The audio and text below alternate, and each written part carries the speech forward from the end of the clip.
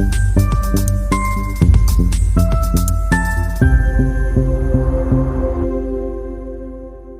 right, welcome back to our deep dive into these awesome zero-cost side hustles. Now, before we jump back into those 7 specific hustles, I think it's worth talking about why side hustles are becoming such a big deal, especially as we head into 2025. It really is interesting, isn't it? Like, it's not just about needing a little extra cash, although after the holidays, that's definitely a bonus. Exactly. It feels like there's this bigger change happening. People want more freedom and flexibility in their work lives. Yeah, I think you're right. The traditional 9 to 5 just doesn't work for everyone anymore. People want more control over their schedules, their income, and their careers in general. It's like everyone's inner entrepreneur is waking up. We want to chase those passions, try new things, and be our own bosses. And side hustles are a great way to do that. You don't have to quit your day job right away. You can sort of test the waters of entrepreneurship, try different ideas, and build something cool on the side. It's like getting the best of both worlds. The stability of a regular job and the freedom and flexibility of being an entrepreneur. And don't forget about the sense of empowerment that comes with creating your own income streams. It's like saying, hey, I'm not just relying on one paycheck. I'm building multiple paths to financial security and freedom. I love that. It's like taking charge of your financial future and making a more fulfilling life for yourself. That's it. So we've established that side hustles are pretty awesome. But let's be real, sometimes it's hard to know where to even begin. That's what we're here for. So let's revisit those 7 zero-cost side hustles we talked about and actually break them down into things you can start doing right now. Perfect. Let's start with freelance writing. Seems simple. You write, you get paid. But what are some real tips for actually getting those first few clients? I think it's all about finding your niche. Don't try to be a writer who does everything. Instead, focus on a specific area where you're really interested and knowledgeable. It could be anything tech, finance, travel, lifestyle. Yeah, makes sense. When you're passionate about something, it shows in your writing. And you'll attract clients who actually value what you know. Exactly. So let's say you're a total skincare fanatic. Okay, I love skincare. You could write for beauty brands and websites, or if you're super into tech, maybe you write for software companies or review gadgets. There you go. Now, once you've found your niche, put together a portfolio with your best work. Even if you haven't had any paid clients yet, write some sample pieces on topics in your area. It's like a writing resume that shows off your skills. Right. And once you have some good samples, you can start pitching your services on those freelance platforms we talked about earlier. ProBlogger, Upwork, Fiverr, Freelancer. Okay, cool. Now let's move on to virtual assistants. What are the most important skills someone needs to be successful in this role? Well, I think organization and communication are at the top of the list. As a virtual assistant, you're juggling a lot of tasks and deadlines, often for several different clients. So you got to be able to prioritize and manage your time like a pro. It's like you're the glue that holds everything together for your clients. Super organized, detail-oriented, and able to handle anything that comes your way. You got it. And of course, being comfortable with technology is essential. You'll be using a lot of different software and online tools for calendars, emails, social media, and all that. But the good news is a lot of these tools have free versions or trial periods, so you can get used to them before paying for anything. All right, speaking of getting comfortable, let's talk about podcast editing. If you're just starting out, Audacity is a fantastic free software that's pretty easy to use and has all the basic features. And for Mac users, GarageBand is another great option. I've heard a lot of good things about that one. Oh yeah, they're both great for learning the basics. Plus, you can find tons of tutorials online, both on the software websites and on YouTube. Okay, so let's say you've learned the basics of editing. Where do you find actual jobs? Networking is huge. Join Facebook groups, go to online events, reach out to podcasters you admire. You can also list your services on platforms like Upwork and Fiverr, specifically targeting podcast editing gigs. All right, now this next one is all about using your voice. Literally. What are some tips for people who want to try voiceover acting?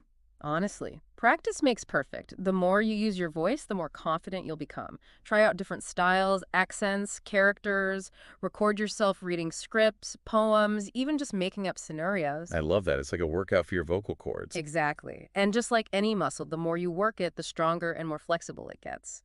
You can also take online courses or workshops specifically for voiceover work. Those can teach you a lot about microphone technique, how to interpret scripts, and all industry stuff. Cool. And once you feel ready, platforms like Fiverr and Upwork are a good place to start finding gigs. You can offer to narrate short videos, record voicemails, things like that. Nice. So now let's move on to essay writing tutoring. What are some of the most important qualities for a successful tutor in this field? I'd say patience, empathy, and a genuine love for writing are key.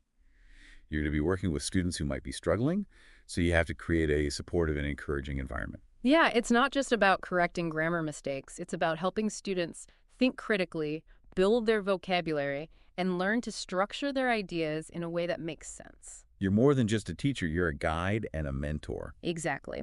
And to find clients, you can reach out to local schools and colleges, advertise online through social media or tutoring platforms, or even create your own website. All right, now let's jump back into the world of social media, Instagram management. What does it take to be really good at this? Well, first of all, you have to really understand Instagram. That means staying updated on the algorithm changes, the trends, all the best practices. You have to be comfortable creating engaging content, using the right hashtags, and analyzing data to see how well your posts are performing. So it's not as simple as just posting a few pretty pictures. There's a lot of strategy and analysis involved. Oh, yeah, absolutely. It's about understanding how social media works, how to get people's attention, and how to build a strong following. And you need to be a good communicator, too. You're working closely with your clients, getting to know their brand, their target audience, their marketing goals. It sounds challenging, but also super rewarding when you see those efforts pay off for your clients. Definitely. All right, and last but not least, we have coaching. What advice would you give to someone who's thinking about becoming a coach? First of all, I'd say congrats. That's awesome. Hmm. It takes a lot of courage to put yourself out there and share your knowledge with others. It really does, and it can be so rewarding. The next thing I'd say is to really get clear on your niche. What are you passionate about? What problems can you uniquely help people solve? Yes. Finding your focus is crucial. It helps you target your marketing and attract the right clients for your coaching style. I'd also recommend learning about different coaching models and approaches. Good point. There are so many different ways to do coaching one-on-one, group programs, online courses, even retreats. You have to find the format that works best for you and your ideal clients. And don't be afraid to try different things. What works for one person might not work for another. Exactly. Coaching is always evolving, so it's all about finding what feels right for you and what makes the most impact. So we've covered a lot today. 7 amazing side hustles, the skills and resources you need, and even why side hustles are becoming so popular. But before we wrap up part 2, I want to touch on something we talked about earlier. The importance of mindset when it comes to side hustles. It's not just about practical skills. It's about having the right beliefs and attitudes to succeed. You're so right. Mindset is everything. So, what are some key mindset shifts that can help someone really thrive in the world of side hustles? Well, I think it's super important to have a growth mindset. Be willing to learn, experiment, and adapt. Don't be afraid of making mistakes because that's how you learn and grow. That's a really important point. Side hustles are all about learning by doing. You're always trying new things, figuring out what works, and refining your approach along the way. Exactly. And besides a growth mindset, you also need to believe in yourself, believe in your abilities, in what you bring to the table, and in your power to reach your goals. You have to trust yourself and the journey. And remember, building a successful side hustle takes time and effort. Don't get discouraged if things don't happen overnight. It's a marathon, not a sprint. Perfectly said. And with that, we've come to the end of part 2 of our deep dive into zero-cost side hustles. Make sure you join us for part 3, where we'll be switching gears from mindset to money matters. We'll be talking about pricing your services, managing your money, and ultimately turning your side hustle passion into profit. Welcome back to our deep dive, everyone. We've talked about some amazing side hustles you can start with no money, and we've even covered the mindset you need to make it happen. But now, let's get real about turning that side hustle passion into, well, actual profits. Time to talk money. We want to make sure you're getting paid what you're worth. Exactly. No more undercharging just to get those first few clients. Right. So how do you figure out the right price, where you're competitive but not selling yourself short? Yeah, any tips? Research is key. Look at what other people in your field are charging, especially those with similar experience. Makes sense. You can check those freelance platforms we mentioned, look at industry forums, even talk to other side hustlers. They're like doing market research for your own little business. Exactly. And as you get better and more experienced, don't be afraid to raise your rates. Your value goes up, so should your prices. Okay, now let's say the work is coming in, the money is starting to flow. How do we manage all this side hustle income like a pro? Well, it doesn't have to be complicated. The first thing is to keep it separate from your personal finances. A separate bank account can really help. I can see how that would make things easier, like Uh, keeping things organized. Exactly. Plus, it makes taxes way less of a headache. Oh yeah, taxes. I always forget about those. Definitely set aside a portion of your earnings.